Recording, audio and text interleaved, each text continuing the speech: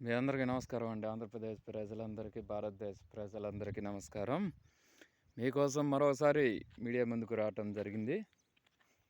వ్యవసాయం ఎలా చేయాలి, ఎలా ముందుకెళ్ళాలన్న విషయం చాలామందికి తెలియకపోవచ్చు. కానీ కరువు ప్రాంతంలో కూడా లాభసాటిగా వ్యవసాయం చేసి మంచి అభివృద్ధిలోకి రావాలన్నట్టుగా పరిశోధన చేస్తున్న మేము ఈ మధ్యకాలంలో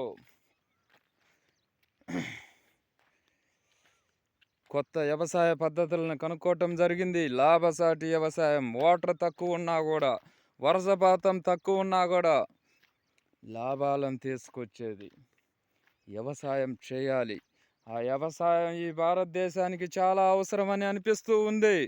ఎందుకంటే మనం చెరుకు పండించాలంటే చాలా వాటర్ కావాలి.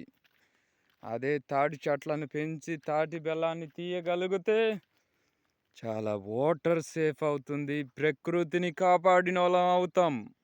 అవన్నీ దృష్టిలో పెట్టుకొని సామాన్యమైన రైతు వ్యవసాయం చేయాలి. తాటి చెట్ల వ్యవసాయం అంటే 10 సంవత్సరాలు 20 సంవత్సరాలు ఆగాలి. నా వ్యవసాయ భూమిని త్యాగం చేసి నేను ఎటువంటి పంటలు పండించకుండా నా భూమిని కోల్పోతూ ఆ భవిష్యత్తులో వచ్చే లాభాలు మాకు ఏనికి పనికొస్తాయి అర్థం కాక ఎవరు ముందుకొచ్చే పరిస్థితులు ఏ రైతు లేడు.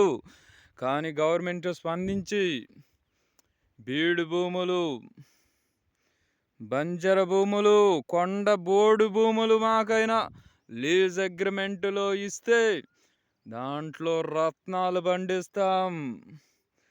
ఆ రత్నాలు ఈ ఆంధ్రప్రదేశ్ ఈ దేశ ప్రజల కోసం వినియోగిస్తామని నేను ఖచ్చితంగా చెప్తున్నా. ఈ ఇండిపెండెంట్ శాస్త్రవేత్త ప్రభాకర్ రెడ్డిగా మీ అందరి కోసం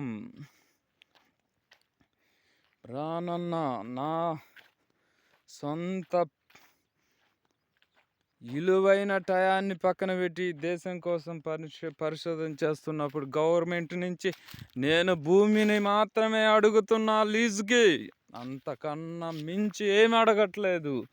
ప్లీజ్ అండ్ సపోర్ట్ ఆంధ్రప్రదేశ్ కూటమి government, Nara Chandrababu Naidu chief minister. Thank you very much. మీరు సపోర్ట్ చేస్తారని ఆశిస్తున్నా.